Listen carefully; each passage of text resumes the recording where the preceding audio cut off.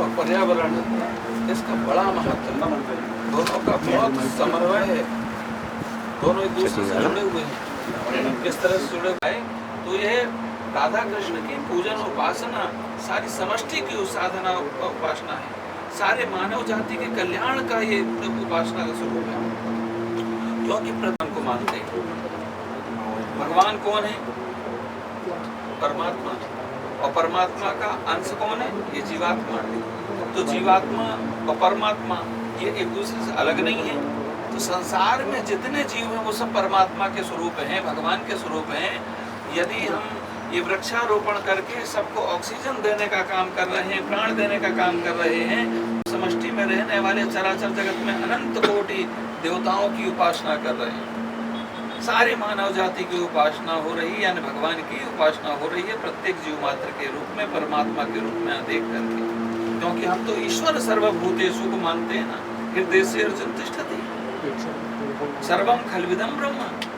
तो इस रूप में गायकवाड़ जी को एक तो हमारी शुभ अनुशंसा है, शुभ सतम आप 100 वर्ष तक आपकी शतायु हो, दीर्घजीवी भी हो, दिव्य जीवी भी हो, और आप जो लोक कल्याण के लिए और इतना सुंदर आपने उपक्रम सोचा है, ये सारी मानव जगत में जिस भाव के साथ में निकले हैं वो भाव आपकी उपासना का स्वरूप बने। क्योंकि हमारे यहाँ प्रत्येक कार्य को धर्म से ही देखते हैं, जन्म से लेकर मृत्यु पर्यंत तक, प्रातःकाल जब हम जागते हैं तब से विश्रांति तक जो भी कार्य करते हैं उसमें धर्म देखते हैं।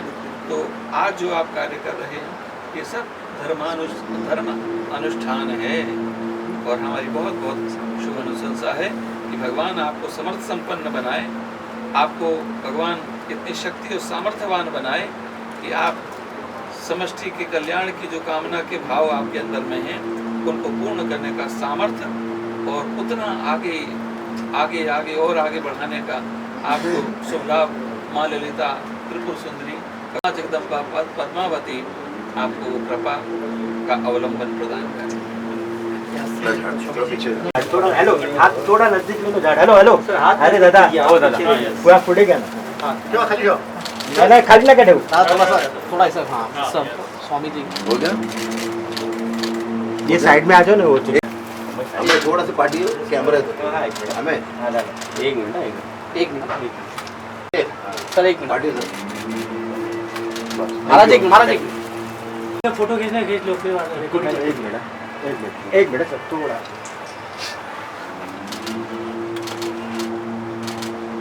हाँ 1 मिनट सब लोग हो गया। अभी इधर देखिए, आशीर्वाद देने एक नंबर। थैंक यू सर, आप देख लीजिए। ओके सर, जाते हैं समझे जाते हैं। आपने उसी धर्म के अनुरूप वृक्षारोपण का यह कार्य सारी प्रकृति की पूजा, परमात्मा की पूजा के रूप में आपने एक उपासना के रूप में लिया है। और वनवासी अंचल में जो हमारे समाज के एक बहुत महत्वपूर्ण अंग हैं और जिसके लिए अनवरत हमारा 75% जो समय है जिन आदिवासी वनवासियों के लिए जाता है, हमें बड़ी प्रसन्नता है कि उन आदिवासी क्षेत्र के बच्चों के लिए आपने विद्या के संसाधन उपलब्ध कराए हैं। पढ़ने लिखने के लिए आपने पुस्तकों से लेकर तमाम जो तरह की व्यवस्थाएं आपने उनके लिए की हैं। मैं इस वर्धंती महोत्सव के उपलक्ष्य में वृक्षारोपण के इस कार्य को भगवान की ही उपासना के रूप में देख रहा हूँ, परमात्मा की उपासना के रूप में ही देख रहा हूँ। और एक धर्माचार्य होने के नाते, हिंदू धर्म के सर्वोच्च पद पर होने के नाते आपने जो प्रकृति की पूजा का उपक्रम किया है, जिसकी आज नितांत आवश्यकता है सारी विश्व की मानवता के लिए और संपूर्ण उदार चरितानाम वसुधैव कुटुंबकम की अवधारणा के लिए, और दूसरा हमारे सनातन सिद्धांत में सर्वे भवन्तु सुखिनः सर्वे सन्तु निरामया की अवधारणा के स्वरूप में आपने जो संपूर्ण विश्व को ऑक्सीजन देना, प्राण वायु देना जैसा है, आपने अपने जीवन को आगे बढ़ाने के लिए संसार को भी आपने जीवंत करने का एक उपक्रम किया है। मेरी बहुत बहुत शुभ अनुशंसा है आपके इस भूरी भूरी प्रशंसा है इस महान कार्य के लिए, अद्वितीय कार्य के लिए। और आप जीवेद सदा सतम। जैसे अभी आपने कहा कि एक प्रश्न है मेरे मन में कि अगर मानव संसाधन के लिए जिस तरह लोगों के लिए आज बड़ी बड़ी इमारतें बनाई जा रही है, पर्यावरण का कत्ल किया जा रहा है। आपको पता होगा पिछली सरकार ने कारशेड जो पवई में बन रहा था उस पर रोक लगाई थी, लेकिन अभी नई सरकार ने उसको शुरू कर दिया है कहीं ना कहीं पर्यावरण को नुकसान पहुंचाने के तौर पर। कैसा देखते हैं सर आप इसको? प्रत्येक सरकार अपने अपने तरीके से करती ही है, और यहाँ भी वर्तमान में चूँकि मैं पर्यावरण मंत्री जो केंद्र में हैं भूपेंद्र जी, उनके भी उनके संपर्क में सतत रहता हूँ और वो मेरे संपर्क में रहते हैं। तो जो वर्तमान में पर्यावरण के संरक्षण के लिए जैसे वृक्षारोपण का कार्य, विकास के लिए जो कार्य किए जाएं वो जो बहुत नितांत आवश्यक है, वो अपनी तरह से आवश्यक है, वो भी राष्ट्र निर्माण के लिए होने चाहिए। लेकिन पर्यावरण की रक्षा और सुरक्षा के लिए भी सरकार अपने अपने स्तर पर जो काम करे, हम चाहते हैं कि इस तरह का उपक्रम जिस तरह से आज जो हो रहा है, ऐसे उपक्रम नित्य निरंतर चलते रहना चाहिए। इसके लिए हमेशा प्रयत्नशील रहना चाहिए। और ये हम समझते हैं कि सभी अपने अपने क्षेत्र में, समाज सिर्फ राजनीतिक जगत में नहीं, ये जिम्मेदारी सबकी है, सामाजिक जगत की है, धार्मिक जगत की है। सभी क्षेत्र के लोग इसके लिए आगे बढ़ कर के काम करें। दूसरे स्वरूप में हम एक बात विशेष घटना के संदर्भ में बोलेंगे। बांग्लादेश में जो हो रहा है, बांग्लादेश में जो मानवता की हत्या हो रही है, सनातन धर्मियों की हत्या हो रही है, और ऐसे समय में जब हम सारे विश्व को एक शांति और सद्भाव का संदेश देने की कोशिश कर रहे हैं, ऐसी परिस्थिति में ये एक इस तरह का वातावरण, कि अराजकता का वातावरण तो वहाँ जो है वो हमारा चिंता का विषय नहीं है, वो वहाँ की सरकार की चिंता का विषय है। लेकिन वहाँ रहने वाले जो हमारे सनातन धर्मी हैं, जो हिंदू धर्म के लोग हैं, वहाँ उनके मंदिर तोड़े जा रहे हैं, उपासना के स्थल तोड़े जा रहे हैं, उनकी धार्मिक भावनाओं को तोड़ने के साथ साथ में माताओं बहनों के साथ में कुकृत्य किया जा रहा है, दुष्कर्म किया जा रहा है। ये बड़ा चिंता का विषय है।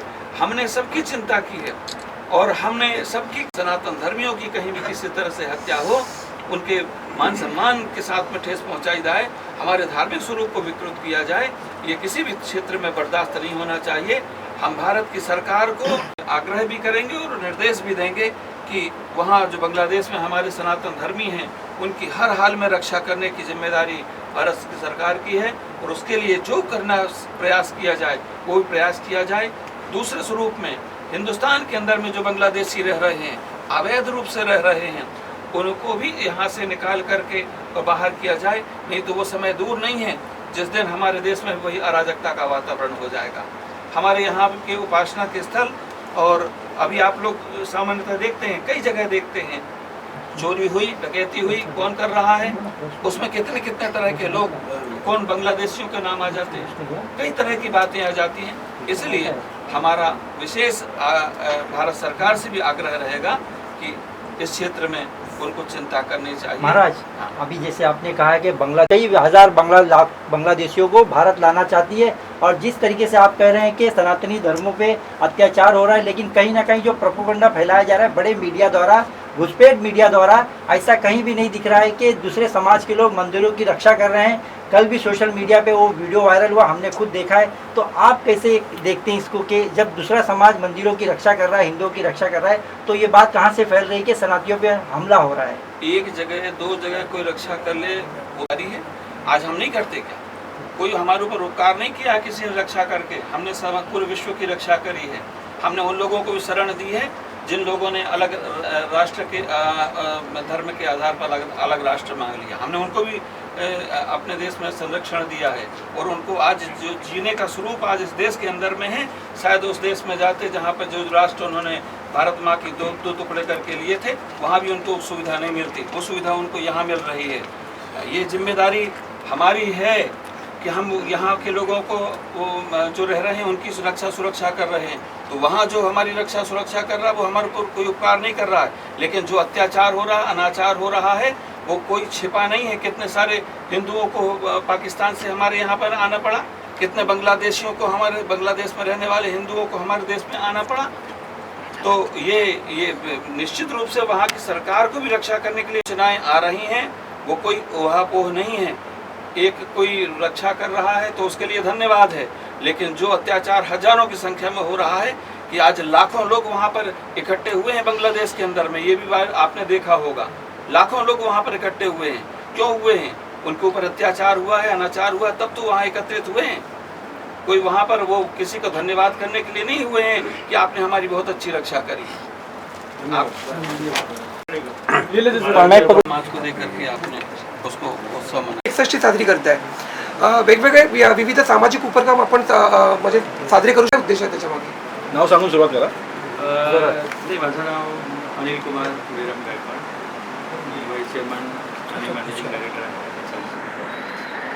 आणि लहानपणापासूनच समाजकार्याची आवड आहे आणि त्यामुळे आमचे मित्र आपले नंदकुमार शहाणे, माझी मुलं अभिजित आहे, शिवजित आहे आणि बाकी सगळी आपली मंडळी आहेत सेवाकुंडाची, या सर्वांनी मिळून एक सेवाकुंडाची निर्मिती केली केवळ सामाजिक कार्य करण्याच्या उद्देशाने. तसं सामाजिक कार्य करताना सेवाकुंडाची जेव्हा निर्मिती झाली तेव्हा एक पंचसूत्री कार्यक्रम करण्याचं नियोजन आहे. म्हणजे शिक्षण, आरोग्य आहे, रोजगार आहे, पर्यावरणाचं संरक्षण आहे ठरवलं आणि त्या दृष्टीने आमची वाटचाल सुरू आहे. आपल्या राज्यातील जो आदिवासी घटक आहे, वंचित घटक आहे, ग्रामीण भागामध्ये पण शिक्षणाची खूप वानवा आहे, लोकांना शिक्षणाच्या सुविधा मिळत नाहीत. आरोग्यात फोकस करावं, रोजगाराच्या समस्या आहेत, पर्यावरणाच्या समस्या आहेत, पाण्याच्या समस्या आहेत, त्या सर्वावरती आपण काही ना काही हातभार लावावा या उद्देशाने हे सामाजिक सेवाकुंड कार्य करत आहे. माझ्या 61च्या निमित्ताने वृक्ष लागवडीचं मोठ्या प्रमाणामध्ये कार्यक्रम घेण्यात आलेला आहे. कारण असं की दोन कारणं आहेत की त्या वृक्ष लागवडीमधनं पर्यावरणाचं संवर्धन तर निश्चित होणारच आहे, पण अशा प्रत्येक जिल्ह्यातनं अशा 10 गावं आहेत आणि त्या 10 गावामध्ये ज्या घराच्या आवारामध्ये जागा आहे अशा प्रत्येक फॅमिलीला 5 फळझाडं देण्याचं नियोजन आहे. फळझाडामध्ये चिंचेचं झाड असेल, आवळ्याचं असेल, जांभळाचं असेल, पेरू असेल, आंबा असेल, सीताफळाचं असेल, अशा पद्धतीने 5-5 झाडं जे आहेत ते द्यायचं आम्ही नियोजन केलेलं आहे आणि त्याची सुरुवात पण झाली आहे. पावसाळ्यामध्ये मोठ्या प्रमाणामध्ये विविध कृषी विद्यापीठामधनं उभारणी ही झाडं सर्व ऑर्डर केलेली आहेत आणि ते प्रत्येक गावामध्ये जाऊन जी आम्ही आयडेंटिफाय केलेली आहे त्या ठिकाणी त्या झाडाची लागवड केली.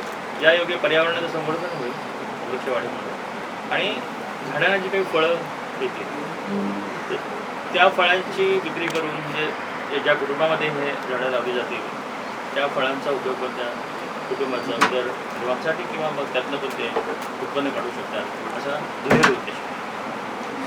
सर, आपल्या वाढदिवसानिमित्त काय सामाजिक संदेश देणार? नाही, वाढदिवस माझा 30 ऑक्टोबरला वाढदिवस आहे. मला पूर्ण संदेश हाच असेल की पर्यावरणाचं संरक्षण करा आणि जलसंवर्धन करा हा उद्देश आहे वाढदिवसाचा. कारण हल्ली काय झालं आहे की पाण्याचे स्रोत पण खूप कमी झालेले आहेत आणि पाण्याचं पण जपणूक करण्याची खूप आवश्यकता आहे. वनसंवर्धन आणि पाणी संवर्धन हे सगळ्यांनी करण्याची त्यांची जबाबदारी आहे आणि सगळ्यांनी ते करावं असं माझं संदेश आहे. Sir, can you throw some light on the Sevakund Trust which you are running and what are its CSR activities? Trust तो माझ्या नावाने आमच्या सर्व त्याच्यावरून काढलेला आहे. सेवाकुंडावरती प्रामुख्याने ट्रस्ट टाकतील नंदकुमार हे हिरिरीने काम करतात त्याच्यामध्ये. तर नंदकुमार आपण सेवाकुंडाचं जे काही कार्य सुरू आहे त्याबद्दल नंदकुमार सांगतो. सेवाकुंड ट्रस्ट ही एक सामाजिक ट्रस्ट आहे आणि साहेबांच्या नावाने ही ट्रस्ट आम्ही मित्रमंडळी स्थापन केली. त्यामध्ये आम्ही आदिवासी भागातली जी मुलं होती त्यांना आम्ही आता 25-30 हजार शालेय साहित्याचं वाटप मोफत केलेलं आहे. सीमाडोह, मेळघाट, धारणी तिथं रस्ते पण जायला नाही अशा ठिकाणी जाऊन आम्ही ते वाटप केलं. पालघरसारखा एरिया, ठाणे, तर अशा ठिकाणी आम्ही हा उपक्रम राबवलेला आहे. त्यानंतर आम्ही वृक्षारोपणाचा 61 निमित्त एक हिरक महोत्सवी एक उपक्रम हाती घेतलेला आहे. त्यामध्ये 61,000 फळझाडांची आम्ही लागवड करत आहे. 33 जिल्ह्यांमध्ये प्रत्येक 10 गावांची आम्ही निवड केलेली आहे. त्या 10 गावांमध्ये आमची टीम जाईल, सेवाकुंडाची टीम जाईल, त्यांना फळझाडं देतील, त्याची लागवड होऊन असेल आणि आम्ही त्यांना विचारू की या याचं झाडांचं काय झालं. आणि एक वर्षानंतर त्यांना आम्ही त्या झाड जगवल्याबद्दल त्यांना एक मानधन 500 रुपये त्यांना मानधन आणि ते त्या घरच्या महिलेचा साडीचोळी देऊन सत्कार करणार आहे. असा आमचा उपक्रम आहे. आणि यासारखे जलसंचय अशी आणि वर्षभरात आता एक मोठ्या प्रमाणावर ते कार्य होत आहे. जास्तीत जास्त वृक्षारोपण करण्यासाठी आपण काय सामाजिक संदेश द्याल? वृक्षारोपण हे आवश्यक गोष्ट आहे. आता सर्व कॉन्क्रीटच्या जंगलामध्ये सर्व झाडांची 2 लाख कोटी झाडांची आवश्यकता आहे आपल्या यामध्ये. त्यामुळे आपला एक खारीचा वाटा आम्ही आमच्या पद्धतीनं उचलण्याचा प्रयत्न करीत आहे. आणि सर्वांनी यामध्ये सहभागी झालं पाहिजे आणि या कार्याला मोठं केलं पाहिजे. त्या ट्रस्टच्या माध्यमातून आरोग्यविषयक काय तुम्ही काम करताय? आम्ही आता आदिवासी भागांमध्ये विशेषतः आम्ही ॲम्ब्युलन्स आता 108 नंबरला फोन केला दिवसभर कोणी उचलत नाही असे खूप अनुभव आम्हाला आलेले आहे. मोठे मोठे हॉस्पिटल पुण्यासारख्या शहरांमध्ये आहे. महाराष्ट्रातील खूप लोक गोरगरीब तिथे येतात पण त्यांना आरोग्य सुविधा मिळत नाही. मोठ्या मोठ्या हॉस्पिटलचं ते सर्व इंटिरियर बघून ते घाबरतात. तिथं डायरेक्ट 7-8 लाख 10 लाख बिल सांगितलं जातं. ज्यांच्याकडे पैसे आहे त्यांचं ऑपरेशन होतात, इतरांना मात्र काही मार्ग नसतो. असे कितीतरी लोक आमच्याकडे येतात.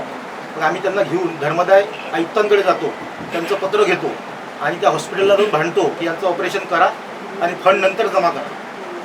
मग असे कितीतरी लोकांचं सेवापूर्वक ऑपरेशन करून दिलेलं आहे. त्यांच्याकडे 1 रुपया नसतानाही हृदयाचं ऑपरेशन त्या हॉस्पिटलने केलेलं आहे. नंतर मग तो फंड त्यांचे कागदपत्र गोळा करतात, ते फंड घेतात, शासनाकडून मदत नंतर मागवतात. 3 महिन्याचा वेळ असतो, ते सर्व गोळा करतात. पण हे कार्य सेवाकुंच्या माध्यमातून असे कितीतरी प्राण आम्ही पुण्यामध्ये वाचवलेले आहे. हे कार्य अविरत आमचं सुरू असणार आहे आणि साहेबांच्या मार्गदर्शनाखाली ही पंचसूत्री खूप मोठ्या प्रमाणावर आमची चालणार आहे. धन्यवाद. धन्यवाद. ठीक आहे, थँक्यू.